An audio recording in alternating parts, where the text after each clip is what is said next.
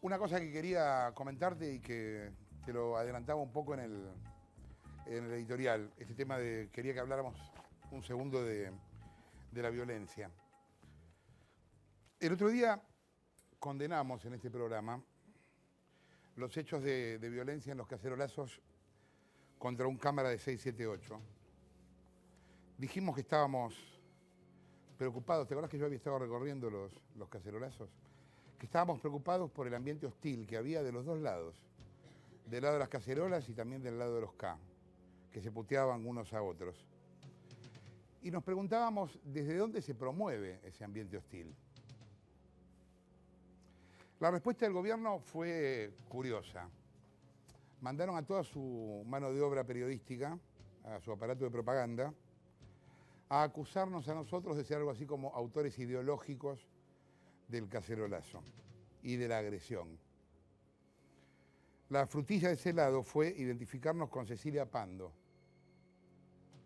Me contaban que, creo que ayer, en un programa, un chico que trabajó acá, aparte, muchos años, le preguntaba a un actor, bueno, Pando y la nata son lo mismo, y el actor le dijo, no, no son lo mismo, Pando y la nata. Pero bueno, hubo una campaña muy fuerte de la parte de propaganda del gobierno para vincularme con Pando. Como si yo pudiera controlar los tweets que alguien escribe sobre este programa. Si dice que le gusta el programa, ¿qué culpa tengo? Pero bueno, parece que ahora también tengo que controlar los tweets de todo el planeta que escriben sobre este programa. La línea era Pando, la nata, Videla. Estamos todos mal, realmente estamos todos mal. Y el gobierno se asombra de lo que provoca. Es eso lo que está pasando. El gobierno se asombra de lo que provoca. El kirchnerismo instaló una división en la sociedad, como no se veía desde los años 50. Familias que se pelean, amigos que se dejan de invitar a los cumpleaños, compañeros de laburo que dejan de hablar de política porque se matan. Enemigos íntimos, ¿no? Una periodista que podríamos llamar Sandra Gómez Fuentes escribió el otro día en el Boletín Oficial, página 12, un artículo en el que planteaba su desprecio hacia los neutrales. Había toda una discusión en el microclima de los periodistas de si se puede o no ser neutral. Y Sandra Gómez Fuentes decía, no se puede ser neutral. Y para apoyar ese argumento citaba un libro de la Guerra Civil Española. Después me quedé pensando, claro, nadie sería neutral frente a una guerra. Nadie puede ser neutral frente a una guerra. Nadie podría decir, a ver, hablemos de Auschwitz. Gente a favor y en contra. Es obvio que estarías en contra de Auschwitz. Nadie podría decir, examinemos objetivamente a Hitler. Pero hay un pequeño detalle del que me di cuenta después que terminé de leer la nota. No estamos en guerra. No estamos en guerra. Yo no estoy en guerra. ¿Ustedes están en guerra? Yo no estoy en guerra. Sandra Gómez Fuentes está en guerra.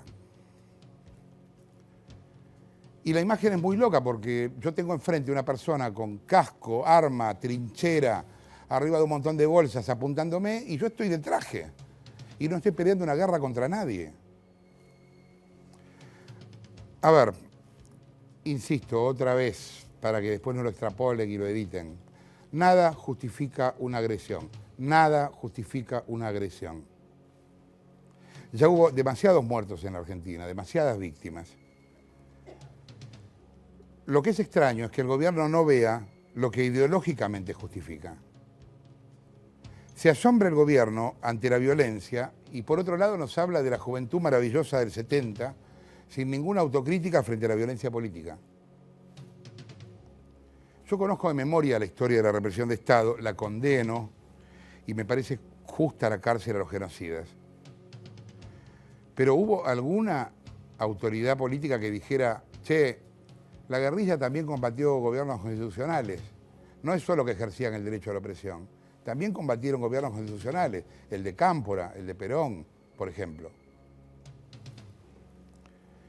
Se podría decir que la posición del gobierno frente a la violencia política ha sido, hasta ahora por lo menos, una especie de condena leve. Y su discurso, mientras tanto, es de una significativa violencia verbal. Significativa violencia verbal. Los soldados de Cristina, ¿no? Lo decíamos el otro día en un monólogo, los soldados de Cristina. Bueno, son los civiles de Cristina. ¿Qué soldados de dónde? Y vos sabés que la batalla contra la prensa no empezó la semana pasada con el cámara de 678 o del de Telam o el de Canal 7. Empezó hace mucho con los, comillas, juicios populares al periodismo y con las campañas de difamación y con las agresiones físicas. No empezó la semana pasada. Otra vez. Nada justifica lo de 678. Pero creo que tenemos que estar en contra de toda la violencia, no solo de alguna. Mira, el monitoreo de agresiones a la prensa realizado por FOPEA en 2010 registra 109 ataques físicos a periodistas. En 2010, 109 ataques físicos. FOPEA no pertenece a ningún partido político, no está presidida por Mañeto, no forma ningún monopolio de prensa. De esos ataques, 54 fueron leves, 28 fueron moderados y 17 fueron graves. No los voy a leer todos porque son muchos, pero te cuento algunos. El 15 de abril de 2010, Fernando Bravo fue agredido por simpatizantes de la Ley de Medios. El mismo día aparecieron carteles anónimos contra distintos periodistas del Grupo Clarín. El 28 de septiembre, Eve Bonafini acusó al periodismo de la violencia y exhibió carteles contra Nelson Castro, Ernesto Terenbaum, Gustavo Silvestre, Santo Biasati y yo mismo. El 20 de octubre, trabajadores de C5N que estaban cubriendo el asesinato de Mariano Ferreira fueron agredidos por una patota de la Unión Ferroviaria vinculada al gobierno. El 11 de mayo, un cámara de Canal 5 de Catamarca fue agredido por la seguridad del gobernador vinculado al gobierno. El 12 de noviembre, el periodista Pablo Romero fue agredido por el secretario general y el de Cultura de la Municipalidad de Bañado de Obanta en Catamarca. El 12 de febrero, periodistas y cámaras de TN y Canal 13 fueron agredidos por una patota vinculada al gobierno de Formosa. El 5 de marzo, una bomba estalló frente a la FM Bahía de San Antonio Oeste. El dueño de la emisora dijo que el culpable era el intendente Javier Yut de El PJ. El 29 de marzo le incendiaron el auto a Adela Gómez en Caleta Olivia, Santa Cruz. El 22 de junio, el Frente para la Victoria de Santa Cruz se adjudicó haber puesto 15 pasacalles con insultos al periodista de Clarín, Juan Cruz Sanz. En agosto del 2011, siempre según FOPEA, 2 periodistas de Varadero fueron agredidos físicamente por el candidato a intendente del Frente para la Victoria, Juan Domingo Morales.